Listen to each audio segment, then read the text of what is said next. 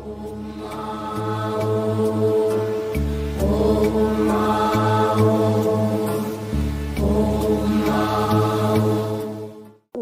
આપણે જે લૌકિક નિયમો પાડીએ છીએ, લૌકિક, તેના માટે વાત કરીએ તો મારી વાત સાથે તમે સંમત થાવ કે ના થાવ, એટલે સાંભળવા શું કરું તમે વિચાર તમે કરી લઈએ.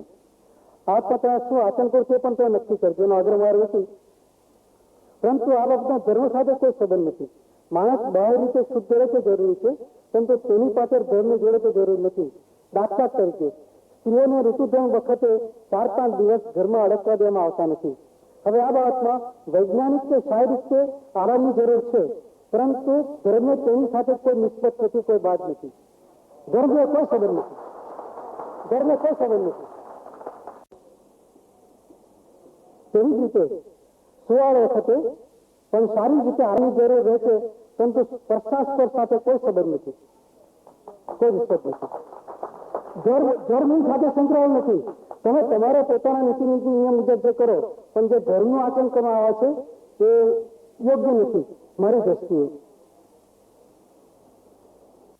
સુવાળના પ્રસંગે કુટુંબના સંબંધને વૃદ્ધિ આવે છે અને ધાર્મિક ઉપાસના વગેરે પ્રસંગોમાં ભાગ ન લેવાય તે બાબતે પણ ધર્મ સાથે કોઈ સંબંધ નથી.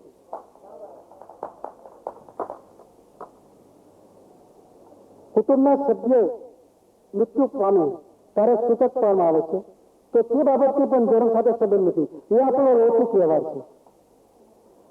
દાઢી બનાવી ના બનાવી તે પણ આપણો લૌકિક વ્યવહાર છે, તેને ધર્મ સાથે કોઈ નિસ્બત નથી.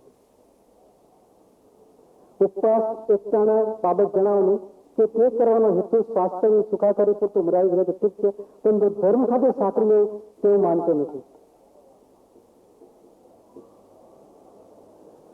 ઘણા લોકો બાધા રાખે છે, તો તે બાબત મારું સ્પષ્ટ મંતવ્ય છે કે કોઈ પણ જાતની બાધા રાખવાની જરૂર નથી.